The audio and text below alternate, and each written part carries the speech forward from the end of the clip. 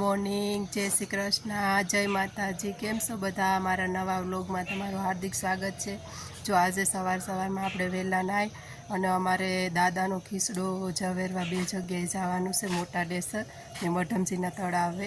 એટલે જો સવારમાં આપણે આપણું કામ લઈ લીધું। જો સવારમાં વહેલા ખીસડો ખાંડવા માંડ્યા।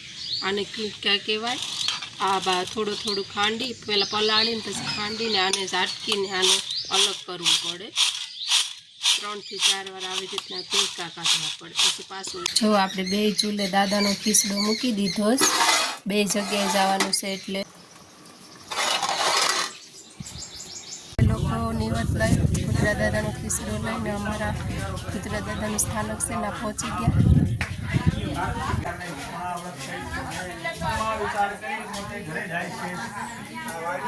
પરિવારને વ્રતનો વિધાન સમજાવે છે।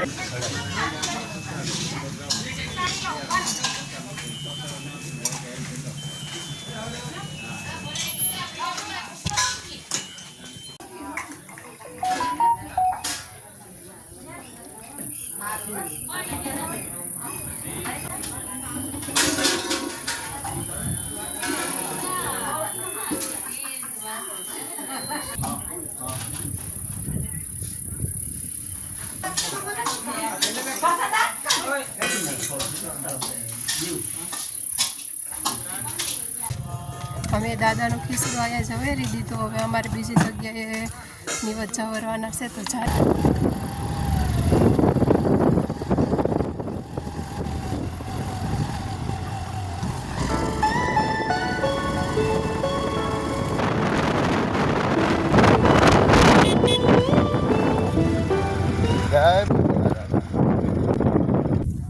પહેલાં વર્ષો પહેલાં આ જ પુતળા દાદા હતા, પણ પાછા અલગ થયા પછી ત્યાં અમે પહેલેથી ત્યાં ઝવરીએ। અહીંયા ખબર નથી, પણ હવે ખબર પડી કે અહીંયા પણ આપણે પૂર્વજો પહેલાં અહીંયા પુતળા દાદાના સ્થાને બધા જે નિવત છે આ બધું અહીંયા કરતા। પણ હવે ના બધીને ખબર નથી, તો આપણે જો અહીંયા અમે આ વર્ષથી અહીંયા પણ આવી ગયા। જો આ મંદિરનું કામકાજ ચાલુ છે, ઉપર લેવાનું છે।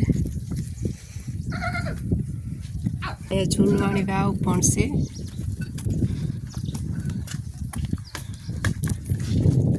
પગથિયાવાળી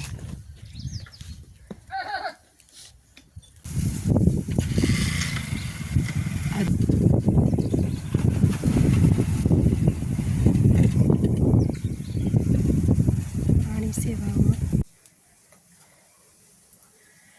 જો આને ખીચડો કહેવાય। એ જે ઘઉં ખાંડેલા હોય એના કૂંકા કાઢેલા હોય તેનો ઓટો કરીને એની ઉપર જે ખીચડો ખાંડેલો હોય એનું જમાણું કરવાનું।